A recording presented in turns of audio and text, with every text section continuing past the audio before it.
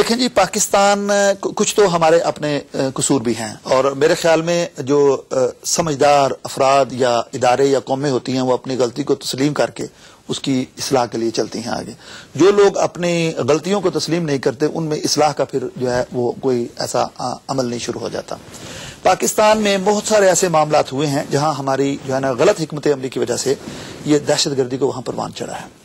ایک تو جو اس وقت جو افغان وار تھی اس میں ہمارا جو ویسٹرن کنٹریز کے ساتھ انٹریکشن تھا وہ اس قدر ہم نے اس کو پھر لو لیول پر لے گئے کہ جب فارمر سوویت یونین کی ڈس انٹیگریشن ہو گئی تو جو امریکن لیڈ جو آپریشن تھا وہ سارے کا سارا جو ہے وہ بغیر کسی انفراسٹرکچر کے وہ باہر چلے گئے، اور پھر وہاں پر خانہ جنگی شروع ہو گئی، ملک پورا تباہ ہو گیا. پھر ایک طالبان نے جو ہے وہاں رخ کیا، طالبان نے ملک میں ایک پیس قائم کیا. یہ تو آن دا ریکارڈ ہے. جو اس وقت 95% جو ہمارے پاس ڈرگز آ رہی ہیں یہاں پر افغانستان سے، اس وقت طالبان نے اس کو پورے کو ڈسٹروائے کر دیا. پورا انفراسٹرکچر جو ہے ڈرگز کی وہ انہوں نے تباہ کر دیا تھا. پاکستان میں جیسے ایک لال مسجد کا واقعہ ہوا، دیکھیں جب خواتین مسجد کے اوپر کھڑی ہو کر AK-47 دکھائیں گی تو پاکستان کا امیج کیا پیش ہوگا. اب اس میں بھی پھر بتایا جاتا ہے کہ جی کسی سازش کے تحت جو ہے یہ مسجد پر جو ہے ان کو قبضہ دیا گیا، اور کسی سازش کے تحت جو ہے خواتین کو آگے لایا گیا کہ جو ہے دوسری حکومتوں کو، بیرونی حکومتوں کو ڈرایا جائے، ان کو دھمکی دیا دیکھو کہ پاکستان میں جو ہے انتہا پسندی بڑھ رہی ہے، یہاں تک کہ خواتین جو ہے انہوں نے گنیں اٹھا لی ہیں. پاکستان میں کتنی خواتین ہیں جو AK-47 اٹھا کر جو ہے وہاں پر دہشت گردی میں جو ہے شریک ہیں؟ کوئی ایسا کوئی واقعہ ایک آدھا مجھے کوئی دکھائیں جس میں ایسا ہوا.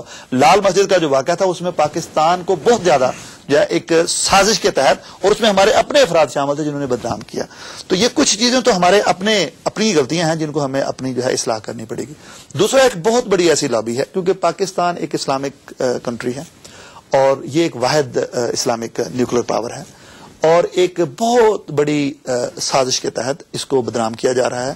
اور اس کوشش یہ کی جا رہی ہے کہ پاکستان کی جو ہے اس کو ہر وقت انسٹیبلٹی کی طرف اس کو جو ہے وہ لے جایا جائے، اور ہمارے سیاستدانوں کو اس کا ابھی جو ہے وہ شعور نہیں آ رہا. یہ کبھی حکومت اور عدلیہ کا جھگڑا شروع ہو جاتا ہے، کبھی پنجاب اور سینٹرل گورنمنٹ کا جھگڑا شروع ہو جاتا ہے، کبھی یہ ڈگریوں کا مسئلہ شروع ہو جاتا ہے. کوئی اس طرف نہیں سوچ رہا کہ پاکستان میں جو بجلی کا بحران ہے فار ایگزامپل، اس کو کیسے حل کیا جائے گا. پچھلے 30 سال سے تو ہم بھی سن رہے ہیں کہ جی ہم یہ ڈیم بنا رہے ہیں، کالا باغ ڈیم بنا رہے ہیں، فلان ڈیم بنا رہے ہیں. کوئی بھی پاکستان کی جو ڈیولپمنٹ ہے اس کی طرف کام بہت کم ہوا ہے. ہاں البتہ یہ جنگوں کی طرف اور انتہا پسندی کی طرف اور اس طرف جب پاکستان کو کچھ تو بیرونی دنیا بدنام کر ڈیولپمنٹ میں کام ہوا ہے، یا اندرونی یا بجلی کا بحران وغیرہ جو کچھ بھی ہے اس میں اگر کوئی کمی ہے، بحران ہے، یہ تو چلو کسی حد تک ہم کہہ سکتے ہیں کہ پاکستان کا اندرونی معاملہ. مگر جو مغربی طاقتیں ہیں وہ پاکستان کے بارے میں بیانات دینے شروع کر دیتی ہیں. بھئی آپ یہ دیکھ لیں ہمارے برطانیہ کے وزیر اعظم جا کے انڈیا میں کیا بیانات دے رہے ہیں. کیا ان کو ان بیانات سے تھوڑا سا ہلکا ہاتھ رکھنا چاہیے؟ میرے خیال میں جی یہ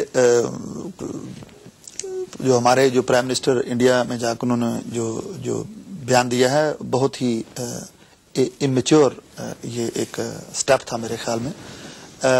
ابھی وہ نئے وزیر اعظم بنے ہیں اور پاکستان جو ہے اس وقت فرنٹ لائن پر اس ٹیررزم کے خلاف کام کر رہا ہے.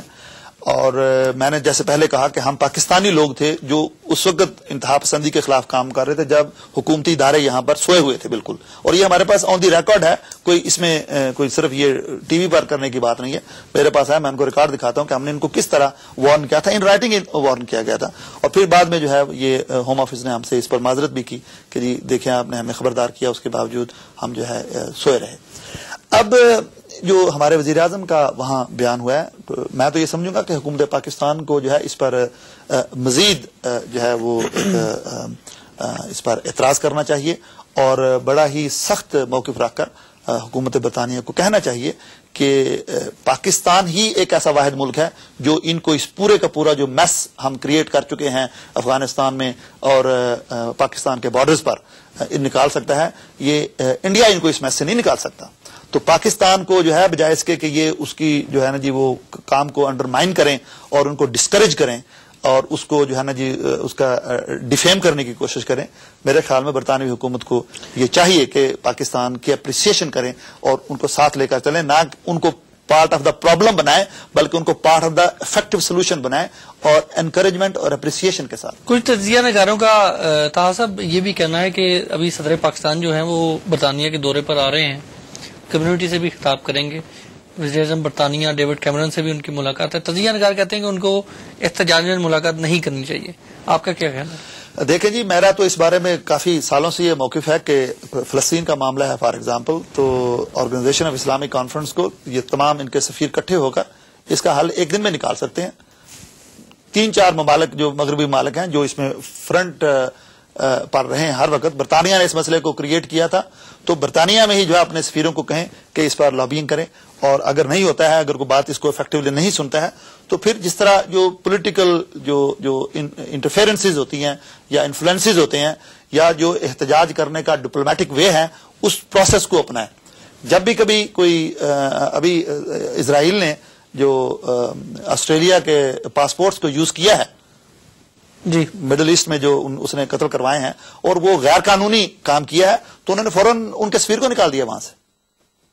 تو جب تک ہماری حکومتوں میں قومی حمیت جو ہے, قومی غیرت جو ہے وہ نہیں آئے گی, تب تک تو یہ کام چلتے رہیں گے. نہیں, ہماری حکومت اس وقت اتنی ہمت رکھتی ہے کہ ہم برطانیہ کے اگر وزیر اعظم ہمارے بارے میں اس قسم کی سٹیٹمنٹ دیتے ہیں پاکستان کے بارے میں, اور پاکستانی حکومت جو ہے وہ ان کی سفارت خانے میں کوئی کسی قسم کی احتجاجن نوٹ ہی چھوڑ دیں, نکالنا تو دور کی بات ہے. دیکھیں جی, آپ کا جو وزیر اعظم ہے ذرا اٹلی میں جا کر برطانیہ کے خلاف بیان دے کر دیکھیں, اسی وقت یہاں کی جو foreign and common wealth office ہے پاکستانی ہائی کمشنر کو, وہ اسی وقت کال کریں گے, بلائیں گے کہ جی آپ نے یہ کیوں کیا, اس کا ہمیں جواب دیں. ہمیں بھی یہی چاہیے. میرے خیال میں ایسے کچھ ہوا بھی ہے کہ آڈم تھامسن جو ہے, جو ہمارا جو وہاں اس وقت ہائی کمشنر ہیں وہاں پر, انہوں نے میٹنگ بھی ہوئی ہے وہاں پر, اس بارے میں کچھ گفتگو شنید ہو رہی ہے ابھی. لیکن قومی حمیت جو ہے وہ بہت ضروری چیز ہے جی.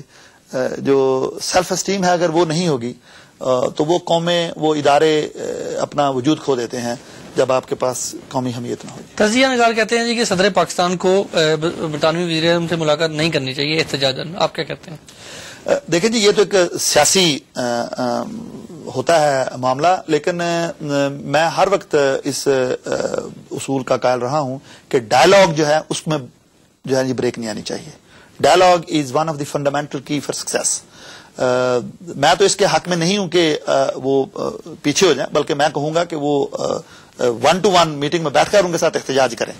اور سب سے اچھا جو قدم یہ ہوگا کہ جب پریزیڈنٹ اور پرائم منسٹر یہاں ایک جگہ پر کھڑے ہو کر اس معاملے کو کنڈیم کریں. اچھا, جیسا کہ آپ ہمیں علم ہے کہ آپ ایک بہت بڑا کالج بھی چلا رہے ہیں, اس وقت ہمارے جو اسٹوڈنٹس ہیں پاکستانی, خصوصی طور پر اسٹوڈنٹس جو ہیں, ان پر کہہ لیں کہ کافی الزامات بھی لگے ہیں جو کہ کبھی ثابت بھی نہیں ہوئے, اور اسی حوالے سے بھی پاکستان کے نام کو بدنام کرنے کی کوشش کی گئی.